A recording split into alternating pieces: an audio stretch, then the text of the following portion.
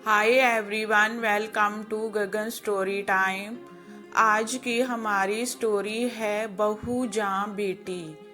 विदाई के समय रिया को गले लगाते हुए माँ ने कहा, आज से तेरे सास ससुर ही तेरे माँ बाप है। तभी सरला जी बोलती है, चिंता ना करो समधन जी, बहू नहीं बेटी लेकर जा रहे हैं। रिया का ससुराल में पहला दिन था। वह सुबह जल्दी उठकर नहा धोकर तैयार हो गई। बहू को देखने के लिए अभी रिश्तेदारों का आना जाना चल ही रहा था कि रिया की सास सरला जी कमरे में आती है।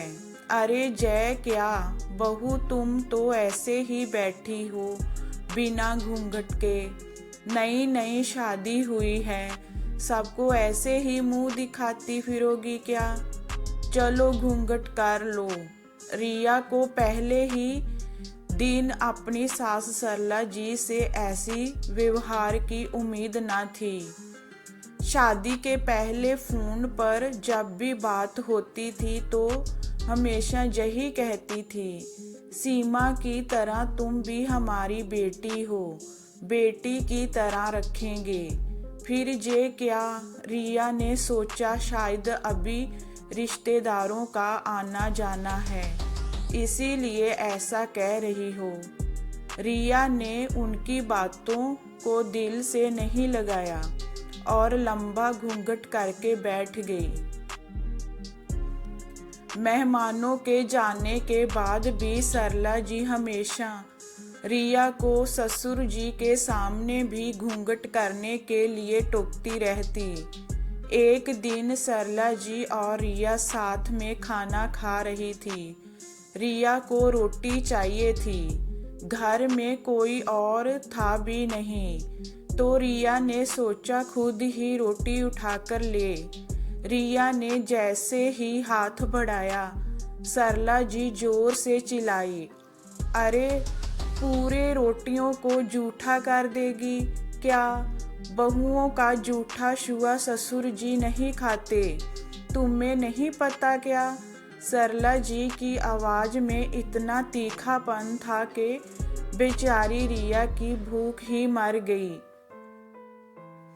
सरला जी हमेशा किसी न किसी बात पर रिया को टोकती रहती थी। बहू जे मत करो, बहू वो मत करो। रिया हमेशा सोचती कि अब मैं और नहीं सुन सकती, लेकिन परिवार में शांति बनाए रखने के लिए वो कभी सरला जी को पलट कर जवाब नहीं देती। हमेशा हंसमुख और चंचल रहने वाली रिया गुमसुम रहने लगी। ससुराल में उसे घुटन सी होने लगी। रिया के मायके से जब भी कोई मिलने आता, सरला जी सबसे यही बोलती फिरती कि रिया तो हमारी बेटी है और हम उसके माँ बाप बिल्कुल बेटी की तरह रखते हैं। एक दिन रिया और उसकी ननद सीमा किसी बात को लेकर जोर जोर से हंस रही थी। तभी सरला जी गुस्से से आती है, बहुएं इतनी जोर से हंसती है क्या? पड़ोसी भी सोच रहे होंगे, इनकी बहू तो जोर जोर से हंसती है, जोर जोर से बोलती है। तुम्हारे माँ बाप ने कोई संस्कार नहीं सिखाए क्या? माँ बाप से संस्कार पर सवाल उठाने पर रिया से रहा न गया। वह बोल उठी, माँ जी, आज आप मुझे बता दीजिए कि मुझे जहाँ बेटी की तरह रहना है, जहाँ बहू की तरह। एक और तो आप सबसे यही बोलती फिरती है कि रिया को हम बेटी की तरह रखते हैं, तो क्या बेटियां हमेशा घर में घूंघट में रहती है? बेटियों का छुआ भोजन कोई पिता नहीं खाता क्या? बेटियां अपने घर में जोर जोर से हंस बोल नहीं सकती क्या? सिर्फ कह देने से बहू बेटी नहीं बन जाती। अपने व्यवहार और सोच में भी उसे बेटी की तरह ही प्यार और स्वतंत्रता देनी पड़ती है। सरला जी के पास रिया के सवालों का कोई जवाब नहीं था। वो चुपचाप अपने कमरे में चली गई।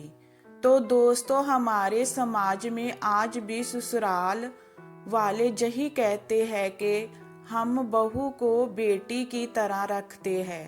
फिर क्यों कदम कदम पर उन्हें ये एहसास दिलाया जाता है कि तुम बेटी नहीं बहू हो।